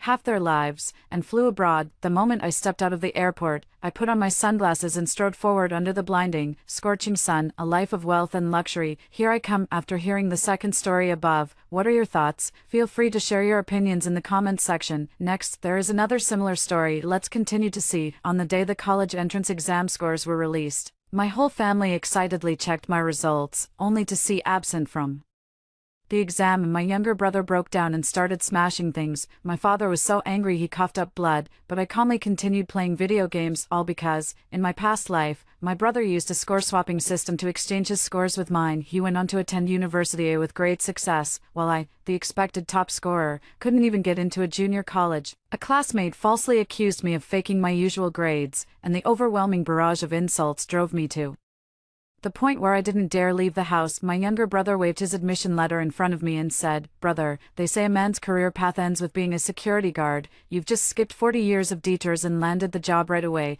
If I could do it all over again, I'd skip the college entrance exam entirely, keep swapping my grades. Will you? I'll let you swap to your heart's content." The mechanical voice sounded again. Host Tom has selected target Harry, and will exchange college entrance exam scores. Brother Tom was so happy he was about to jump for joy. As expected, in my previous life, my future was stolen by him just like that. Back then, I was the star of the school, always holding the top position in my grade. I ranked first in the city in all 3 mock exams. My teachers and the principal had high hopes for me, And even the banner celebrating my admission to University A was already prepared, the community director often remarked. Finally, someone is going to claim the 3 million yuan prize. While Tom consistently ranked last, he was like mud that just couldn't be helped up the wall. My dad always said, "Harry, help your brother. If he has a bright future, it will benefit you as his older brother too." I stayed up late organizing his collection of wrong answers and explaining the problems to him over and over again. I talked until my mouth was dry, but he still looked completely lost. But on the day the college entrance exam results came out, he scored 720 points, and University A was eager to admit him. Dad was overjoyed to tears, saying the ancestors' graves were emitting smoke, and he threw a grand banquet. Yet I only scored 93 points, a score that isn't even enough to get into a junior college. My father slapped me across the face. "Worthless, how could I have given birth to something like you?" He said I had brought shame to the Lin family and made it impossible for him to hold his head up in front of relatives, neighbors who once praised me as the child from another family now look at me with contempt. The class group chat exploded, saying my usual grades were fake and that I was a complete fraud. "You must have been cheating all along, and it all came out during the college entrance exam." Seemed so honest. Who would have thought? On the school's honor wall, the photo I once took pride in was defaced with a tombstone, covered in words like "fraudulent top student" and "get out of our school." At the peak of my confusion and grievance, my usually well-behaved younger brother posted a video claiming I had cheated out of vanity and asked everyone not to give me a hard time. These words were like cold water hitting a hot oil pan, and a torrent of abuse instantly came crashing down on me. I locked myself in my room, living like a rat that couldn't see the light of day. My brother's college celebration banquet was grand and dignified. He was dressed in brand-name clothes, holding a wine glass, and walked over to me, who was curled up in the corner. "Bro, they all say the end of the road for a man is being a security guard. You can skip 40 years of detours and become one right away." The room erupted in laughter, the sounds like countless needles piercing my heart. Dad and the relatives laughed along, not a single one speaking up for me. I stand on the rooftop, the wind is strong, below are mocking faces, my father's disappointed gaze, my brother's smug smile. I close my eyes and leap, reborn into this life. I finally understand that all of this was bestowed by this so-called system, and now, the system on my brother's side prompts again. "This exchange will have a huge impact on your life and requires sacrificing the host's heart. Confirm the exchange." Before I could think it through, I heard my father's voice, suppressed with excitement, from the next room. "Tom, don't be afraid. Dad has already found a heart source for you. When your college entrance exam bonus comes through, we'll be able to have the surgery." My brother beamed with joy. "Thank you, Dad. I'll definitely get into University A and make sure you and Mom live a comfortable life." "But didn't Mom pass away a long time ago?" My eyes hardened with determination. I slammed the pen in my hand onto the desk and pulled myself out of the mountain of practice questions. "Since he's willing to trade his heart for my college entrance exam score, then I must take this college entrance exam seriously." Tom pushed the door open, saw the game on my screen, and his face instantly turned pale, his voice tense. "Bro, you're playing games. The college entrance exam is about to start." I didn't even look back, controlling the character to land a precise headshot. "What's the rush? How can I not be in a rush? This is the college entrance exam." He rushed over to my side in a few steps, trying to snatch my phone away. I dodged easily and glanced at him. "I don't study." Of course he's anxious. He's willing to trade his own heart for my college entrance exam scores. Tom yelled toward the door, "Dad, come quick, he's not studying, he's playing games." Before even stepping into the room, Dad Bob started scolding. "Harry, what do you think you're doing? What time do you think it is? And you're still playing games? How can you face me like this?" He came in and was instantly stunned. Spread out on the table was the collection of mistakes I had previously made for Tom, and I was looking at him with a worried expression. "Dad, isn't this exactly what you wanted me to do?" "Tutoring, Tom. Games are just a way to unwind during study breaks, and they're also the phased rewards I set for my brother. Balancing work and rest leads to higher efficiency." Bob was left speechless by my retort, his face turning pale and then flushed, before finally settling into a gentle smile. "Tutoring your brother is secondary. Your own future is what matters most." For the first time in years, he said something that considered my well-being. "When we were kids, someone gave us a transformer, and both Tom and I wanted it." Dad directly stuffed the toy into Tom's arms. "You're the older brother, let your younger brother have it." Tom proudly showed off to me, and I could only watch. Tom got into a fight outside, and without a second thought, I rushed out to defend him, ending up with a bruised face. When we got home, Dad didn't ask for any explanation. He only saw the injury on my face and immediately assumed I was the one who started the trouble, no matter if it's a major Exam or a minor one, whether I'm sick or not, my father always forces me to tutor my younger brother. He never sees my high scores, but if my brother doesn't do well, all the blame falls on me. In my previous life, I could never understand why, as his son too, he would be so pathologically biased. It wasn't until Tom's college celebration banquet that I finally learned the truth. Tom is not my mother's child at all. He is the son of my father Bob and his white moonlight, Lucy, my biological mother. Was schemed against by them, resulting in 2 lives lost to seize the property and assets left by my grandfather to my mother. Bob did not bring Lucy home but secretly switched the children. My own brother, whom I have never met, was killed by them long ago, yet I have called the son of my enemy brother for over a decade and have always defended him. Overwhelming hatred nearly consumes me in this life. I will make them pay with their blood. Dad gave a perfunctory response, saying he was going to buy me a brain-boosting tonic before leaving. Tom still refused to give up. Bro, you should focus on your own studies. I'll figure out my grades on my own. That won't do. I have to help you. I picked up the pen again and pointed at the wrong answer. Come on, let me explain this question to you. Tom was absent-minded. Of course, he didn't want to study. He just wanted to wait until the college entrance exam was over and directly use my results. Bro, I just remembered I have something to do. You study first, study hard. He rushed out in a panic and thoughtfully closed the door for me. I looked at the closed door and sneered, putting my headphones back on. The intense music from the game started playing again soon. It was the night before the college entrance exam, and Bob specially booked a hotel for us near the school. He even gave me the only top scorer room in my past life. I was deeply moved by this, thinking that he truly cared for me in his heart. Looking back now, it's truly laughable. He was merely paving the way for Tom's bright future on the day of the college entrance exam. Tom got up early in the morning and meticulously checked my stationery and admission ticket, even more nervous than if he were taking the exam himself. Bob drove me there himself, talking nonstop the whole way. Take the exam well, don't be nervous. Words of encouragement came one after another. In my past life, I was greatly encouraged, but now I only feel endless heartache. I couldn't help but ask him, Dad, why aren't you encouraging my brother? Bob's smile instantly froze, then he forced another smile and turned to Tom. Tao, do your best to. Tom quickly smoothed things over. Dad, my grades have always been just average. My brother is more important. He's aiming for a top university. He had such a considerate look on his face that it made me sick to my stomach. Entering the exam hall, just a second before we parted, Tom was still eagerly giving reminders. Bro, do your best on the exam. He picked up my water bottle, felt its temperature. The water's just the right temperature. Don't drink any of those random beverages, they'll affect your performance. I looked at him and smiled. Don't worry, the college entrance exam is so important. Of course I'll be fully focused. 10 minutes before the exam bell rang, I raised my hand to signal the proctor. Teacher, I forgot to bring my 2B pencil. Under the astonished gazes of the teacher and the surrounding examinees, I left the exam hall and headed straight to the nearest internet cafe. In my previous life, I studied relentlessly, pushing myself to the limit, hoping to get into a good university and live up to my father's expectations. So what happened, but it was all just to make a wedding dress for someone else. In this life, whoever wants to work hard can go ahead. I'm going to play games. I was immersed in the fierce battles of the canyon, with the deafening sound of kills blasting through my headphones. Suddenly, my shoulder was slapped hard. The homeroom teacher stood behind me, drenched in sweat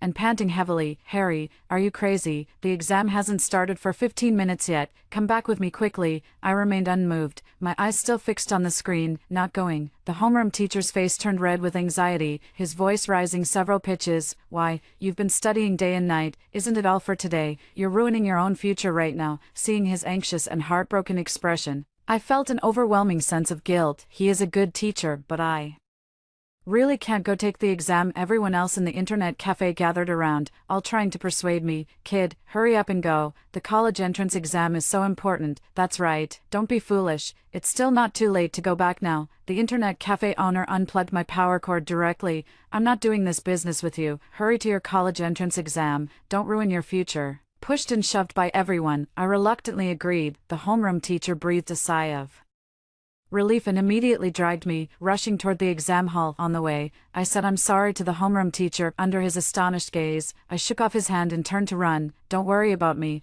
I won't be taking the exam. The homeroom teacher stood frozen for a moment before erupting in a thunderous roar. Harry, you good for nothing. The scolding chased after my retreating figure, but in the end, I never looked back. As soon as the college entrance exam ended, Bob and Tom Couldn't wait to pull me aside. Quick, let's compare answers. I carefully looked at the questions and gave my answers based on my actual ability. Bob finally slapped his thigh excitedly. We did it. We did it. 700, at least 700 points. Tom's cheeks flushed with joy. I told you it would be no problem. I asked calmly, how did your brother do on the exam? Me, just the same as usual, nothing special. I nodded. Tom suddenly turned to Bob, his tone tinged with pride. Dad, you should reward me properly. Last time, I didn't even get to pick the color of those shoes. Bob agreed with a smile. Unable to hide his delight, he immediately took out his phone and sent a voice message in the family WeChat group. Dear relatives and friends, Tom performed exceptionally well in the college entrance exam this time and is likely to get into University A on the 18th of next month. I've specially reserved a few tables at FM Restaurant. Please be sure to come and join us for Towsie's college celebration banquet. I suddenly interrupted. Wasn't it me who got into University A? How did it become my brother? Bob's smile froze for a moment on his face, and he said sheepishly, oops, slip of the tongue, slip of the tongue. It's you who got into University A. Same thing, as long as everyone knows to come to the celebration banquet. Tom stepped in to smooth things over. Dad is just too excited, bro. Don't take it to heart. I didn't speak in the days waiting for the results. Bob had already booked the private room and all the dishes at FM, even paying the deposit. Tom bragged to his classmates everywhere about becoming a student at University A, attracting a wave of envy and flattery. Finally, the day to check the results arrived. Bob rubbed his hands together and paced back and forth. Tom sat in front of the computer, fingers hovering over the keyboard, with fine beads of sweat on his forehead, looking even more nervous than I was. Brother, are your exam admission number and password correct? He repeatedly confirmed. I leaned back on the sofa, looking calm. They're correct. At exactly 12 o'clock, the page refreshed. 2 bright red words, glaringly fixed at the center of the screen. Absence from exam. The anticipation on Tom's face instantly froze, and he abruptly stood up, his voice sharp. What's going on, bro? Why were you absent from the exam? I slightly looked up, as if looking at a fool, shown as absent, meaning I didn't take the college entrance exam. Is that so hard to understand? You, Tom's face flushed bright red, his eyes wide as if about to burst. You're lying. You definitely went. He seemed to have gone mad, starting to smash things wildly in the living room, sweeping everything off the coffee table onto the floor. Impossible, absolutely impossible. Bob refused to give up, pushing Tom aside and leaning in front of the computer, refreshing the page over and over again. The result was still the same 2 words. Absent from exam. His face turned deathly pale, his lips trembling as he grabbed his phone and called the Education Bureau. The phone call confirmed the news. Harry, absent from the exam. Bob swayed, barely managing to steady himself by holding onto the table, suppressing his anger. His voice was hoarse. Harry, you've always had good grades and been very sensible. You couldn't possibly have skipped the college entrance exam. Was there some kind of accident? Tell your dad. No accident. I spent those days playing games at the internet cafe. Ugh. Bob couldn't catch his breath, suddenly spat out a mouthful of blood, and fell straight backward. Tom glared at me fiercely. Harry, you lunatic, I'm going to kill you. He roared and lunged at me. Just as his fist was about to hit my face, he suddenly clutched his chest, curled up in pain. Ugh, it hurts, my heart. Tom collapsed to the ground, gasping for breath. Seeing Tom's condition, Bob struggled to get up from the floor, fumbling to take out his phone and dial 120. I glanced at the chaotic living room, then turned my gaze back to the computer. The screen flickered. My score became a clear 93. Bob and Tom were both sent to the hospital. Tom's heart condition has stabilized for now, and Bob spent most of his savings for it. As soon as he saw me, he started yelling at me. You beast, why didn't you go to the college entrance exam? You've ruined our whole family. I took out my phone, opened the score inquiry page showing Tom's absent from exam, along with my 93 points. It wasn't me who was absent. You're blaming the wrong person, Bob choked, his face turning green and pale. The relatives who came to visit were whispering. Old Lynn was just saying the other day that his son got into University A and was going to throw a celebration banquet. Now, one skipped the exam and the other scored in the double digits. How embarrassing is that? Yeah, he was so full of himself back then. Turns out it was all just boasting. Wasn't his younger son also going around claiming to be a student at University A, and he kept subtly and not so subtly putting down my son, Harry. Now he's lost all face. Bob's face was extremely embarrassed. He wished he could find a crack in the ground to crawl into. Tom on the hospital bed suddenly opened his eyes, glaring at me fiercely. Harry, it's you. You did this to me on purpose. He struggled to get up, roaring that he would kill me, but due to his weak condition, he fell off the bed as soon as he moved. Ouch. He curled up in pain. I stood still, pretending not to understand. "Brother, what are you talking about? How did I harm you?" Tom trembled with rage. "Get out of here, I don't want to see you, and I will never let you off." Bob hurriedly helped Tom up and turned to yell at me. "Did you hear that? Get out." His eyes were filled with disgust and blame, yet he clearly knew I wasn't the one who caused all this. I went home alone. As soon as I reached the building, I saw Lucy from across the hall blocking the entrance with a group of people. She pointed at me, spitting as she spoke. "Everyone, come and see. This is Harry. He always acts like a top student, but in reality, he only scored a little over 90 on the college entrance exam." Other neighbors also started pointing fingers at me. I went from being the child from another family to the person not allowed to get close to. It wasn't until my death in my previous life that I found out she was the one my father always longed for, Tom's biological mother, the enemy who caused my mother's death. She must be furious with me now. I glared at her fiercely, my eyes icy cold. Lucy was somewhat unnerved by my stare, but emboldened by the crowd, she became even more aggressive. She directed several men, "Drag him to the school. This habitual cheater has probably swindled the school out of countless scholarships. All his honors must be revoked. The school is holding a college application consultation session for graduating seniors." I was rudely shoved inside by them. Lucy screamed sharply, "Everyone, parents and teachers, look, Harry usually pretends to be a top student by cheating, but his college entrance exam results are shockingly poor. His usual grades are all fake. He's a fraud." She, as a neighbor, confidently slandered me and demanded that the school revoke all the honors and awards given to me. The parents immediately erupted in an uproar, all siding with Lucy and accusing me of misconduct. Only a few of my close friends stood up for me. "What nonsense are you talking about? We all know Harry's capabilities." I broke free from the restraint and looked coldly at Lucy. "You accuse me of cheating to get the scholarship. Where's the evidence?" "Anyone can make baseless accusations." Lucy, caught off guard by my retort, immediately latched onto my low college entrance exam scores. To quell the public anger, the principal stepped forward and said, "Regarding Harry's usual academic performance and competition records, the school will conduct an immediate investigation." I shrugged indifferently. "Go ahead and check. My abilities don't require falsification." Soon, the verification results came out. All my past exam and competition scores were genuine and valid, with no issues whatsoever. Lucy's face turned red and then pale, as she angrily scolded, "You clearly have the ability, so why didn't you take the exam? Why would you do this to Tom?" The homeroom teacher also walked over, his eyes filled with disappointment. "Harry, why on earth did you do this?" I stepped forward and said in a voice only the two of us could hear, "Teacher, believe me, I won't ruin my own future." The homeroom teacher was taken aback, looking at me with a complicated expression. I turned around and shot a sharp glance at Lucy. "What's it to you? Who are you to me? How I handle the college entrance exam is my own business. How could it harm Tom? He didn't go himself. Is that my fault too?" Lucy was left speechless by my question and scurried away.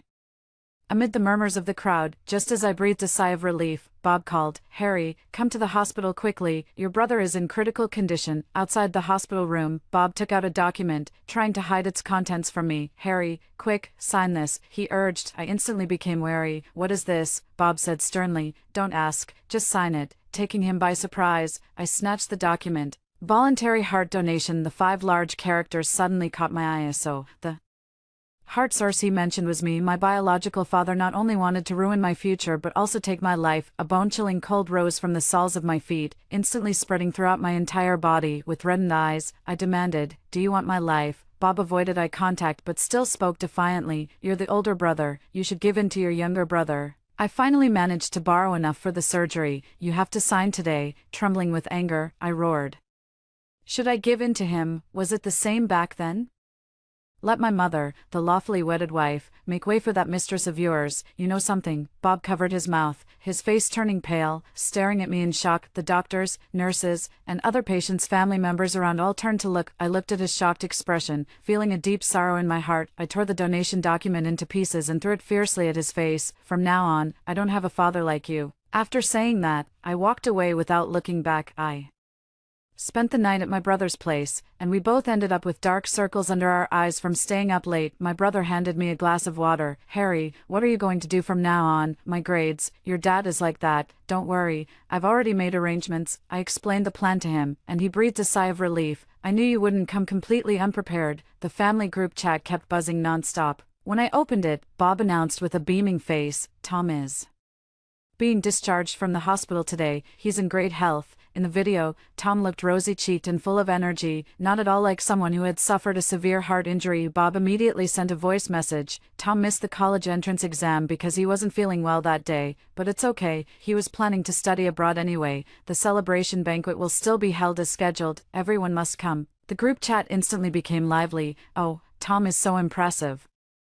Surviving a great disaster brings great fortune. Bob, you finally made it through. Xiaotao, you must take good care of your parents from now on. All the flattery and praise stung my eyes. My brother leaned over to take a look and was also stunned. Your brother recovered way too fast, didn't he? And with his grades, could he really pass the IELTS? My heart is racing, and I have a bad feeling. I have to go home. I rushed home as fast as I could. I pushed the door open, and in the living room, Bob, Lucy, and Tom were sitting together, happily chatting. However, Bob and Lucy's faces were covered in wrinkles, and their hair had turned mostly gray, as if they had aged 20 years in an instant. Tom saw me, his eyes full of pride. Oh, the 93-point top student is back. He casually tossed a document at my feet and said disdainfully, I didn't expect you to have a trick up your sleeve, deliberately skipping the college entrance exam to harm me, while secretly applying to study abroad. Behind my back, what a pity, I still found out. He laughed with extreme arrogance. Harry, you should know how powerful the system is by now, right? Don't waste your energy, no matter what you do. In the end, I'm the one who will enjoy the results. The fury in my chest could no longer be contained, and I kicked him hard in the abdomen. Tom cried out in pain and curled up on the ground. Bob and Lucy screamed, trying to stop me, but they staggered a few steps and nearly fell. They were so old.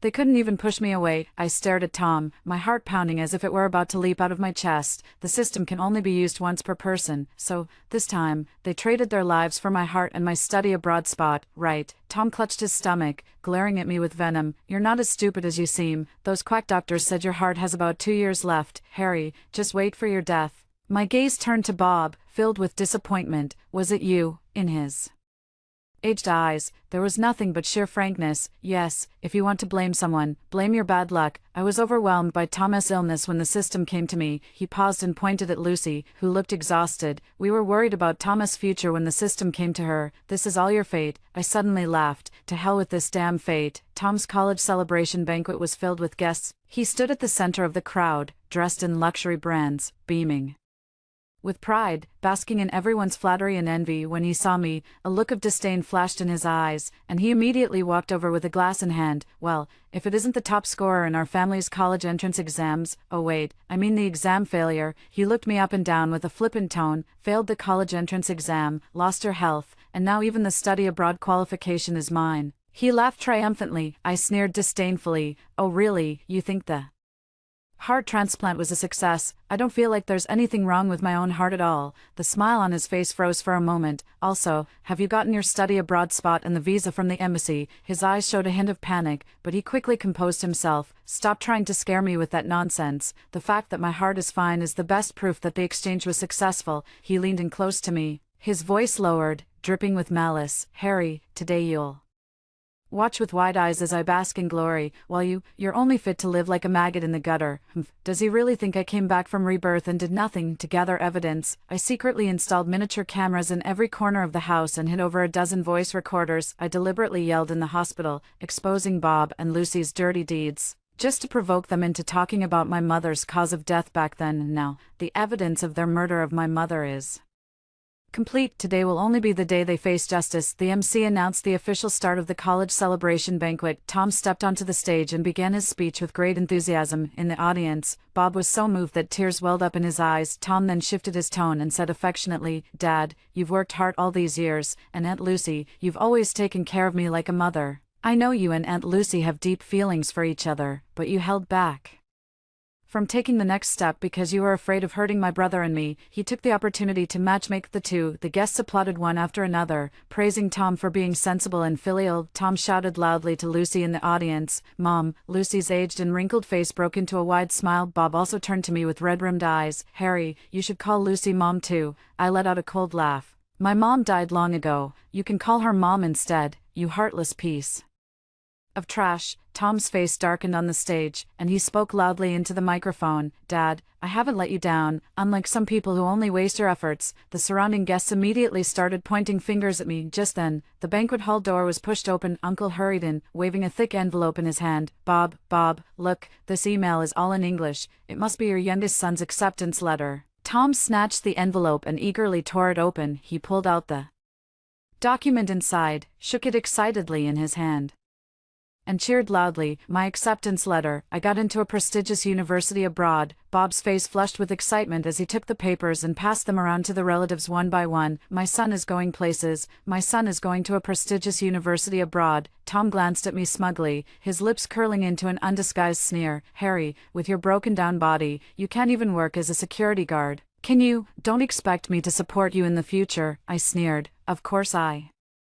don't need to be a security guard. I still have to go to school in September. I looked at him calmly and leisurely. You should worry about yourself first. You can't even understand English, and you still want to study abroad. Tom didn't believe it. Stop bragging. What school could you possibly go to? Among the relatives, Harry, who was also a high school graduate, suddenly spoke up with confusion. This looks like a tourist visa for going abroad, doesn't it? As soon as these words were spoken, the banquet hall fell silent instantly. The color drained from Tom's face, and he snatched the papers back from the relative, examining them over and over. Impossible, you're just jealous of me. Other relatives who had seen the documents also began to murmur among themselves. I thought it looked like a tourist visa earlier, but I didn't want to say it out loud. Yeah, since when do acceptance letters look like this? Lucy stumbled over and snatched the documents, unable to understand English. She tremblingly took out her phone, opened a translation app, and scanned the papers over and over. The screen clearly displayed the words tourist visa.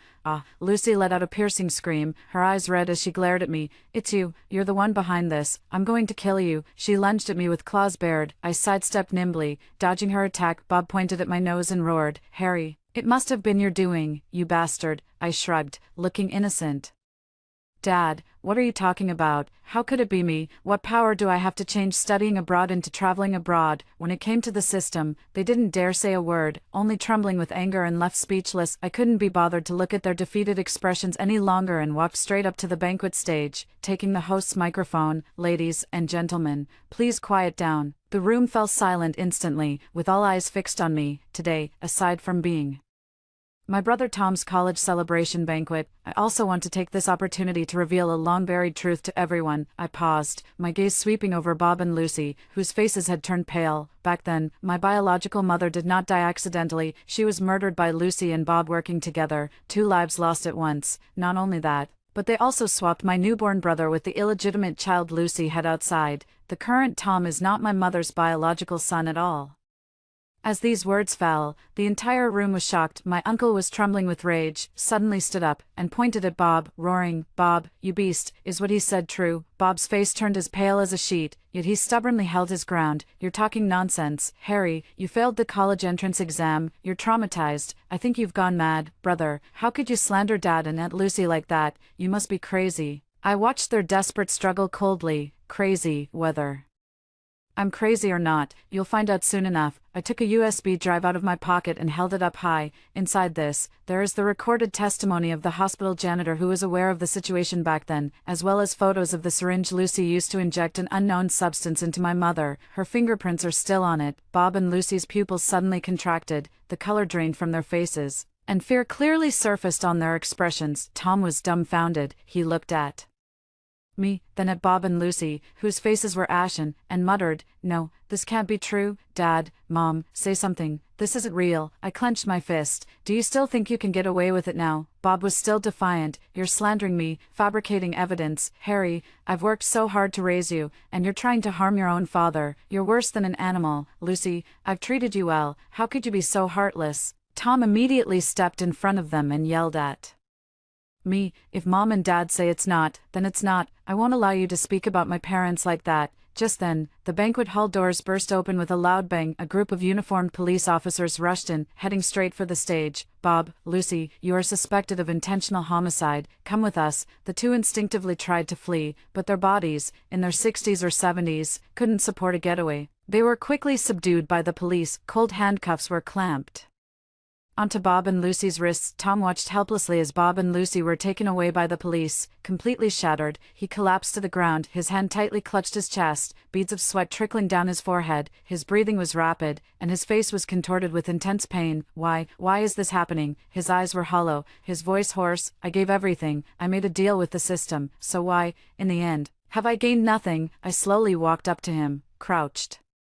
down, and whispered softly in his ear, because the system's name is the exchange system. Once you've used it up, it's naturally my turn to use it. I looked at his face, contorted in agony, and revealed a faint smile. Guess what I exchanged with the system? In my previous life, after Tom swapped my college entrance exam scores, that so-called exchange system voice had once echoed in my mind. I thought it was just a hallucination caused by the immense pressure of failing the exam. In this life, having been reborn, the system has appeared again. Without hesitation, I sacrificed all the wealth my mother left me in 5 years of my lifespan. Only one condition was changed: the system would never affect me. So, later, when Bob and Lucy tried to use the system to exchange for my heart and my study abroad opportunity, it was all in vain. They sacrificed their own lifespans for nothing. Unaware that those exchanges had never succeeded, after hearing the truth, Tom's chest heaved violently, and he suddenly spat out a mouthful of blood. He glared at me fiercely. Those study abroad documents were all forged by you. You knew all along. You're not as stupid as you seem. I spoke calmly, throwing his mocking words back at him. After Bob finished using the system, it naturally swapped back to me. I immediately pointed it out to Lucy. I just wanted to see how she would dig her own grave, and she didn't disappoint me. Harry. Tom's eyes were wide with rage, his voice hoarse. I've lost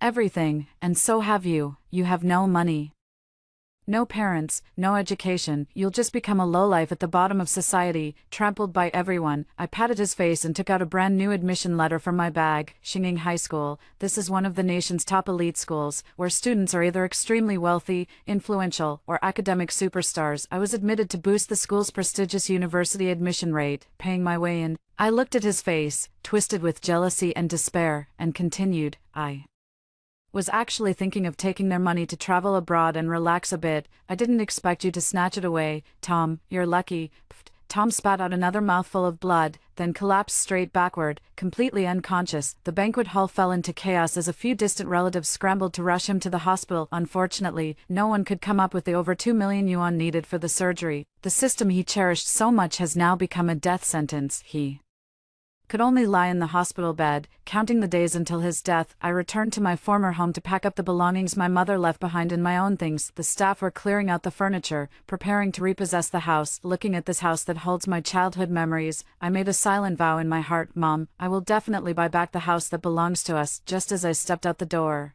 I saw Tom staggering toward me. His face was deathly pale, and he looked haggard, exactly like a drug addict. Seeing the movers throwing piece after piece of furniture into the truck, he rushed over frantically, trying to stop them. Don't throw them, those are my things, you can't throw them. He was impatiently shoved to the ground by the workers. Lying on the ground, he saw me, a final glimmer of hope bursting in his eyes. He crawled toward me, crying, and grabbed onto my pant leg. Brother, if the house is gone, I'll have nowhere to go. Please, for the sake of all these years we've shared, take me with you. I'll listen to everything you say from now on. I don't want anything anymore. I'll never fight with you again. He was crying with tears and snot all over his face, looking utterly pathetic. I looked down at him from above. Tom, you're so pitiful, but all of this is your own doing. Harry, with your body in such poor condition now, you can't even work as a security guard, can you? Don't expect me to support you in the future, and besides, I'm not your brother. I shook off his hand and walked away without looking back. Behind me was his desperate wailing. Not long after, I heard the news that Tom had died from a heart rupture. Perhaps it was the extreme emotional ups and downs that caused his condition to worsen, but this has nothing to do with me anymore. In September, I stepped through the gates of Xingning High School. The following June, I was admitted to University A as the provincial top scorer. My long-awaited college life had finally begun. After hearing the stories above, what are your thoughts? Feel free to share your opinions in the comments section. Looking forward to hearing from you. If you liked this story, don't forget to like it, share it, and subscribe to my channel. See you next time.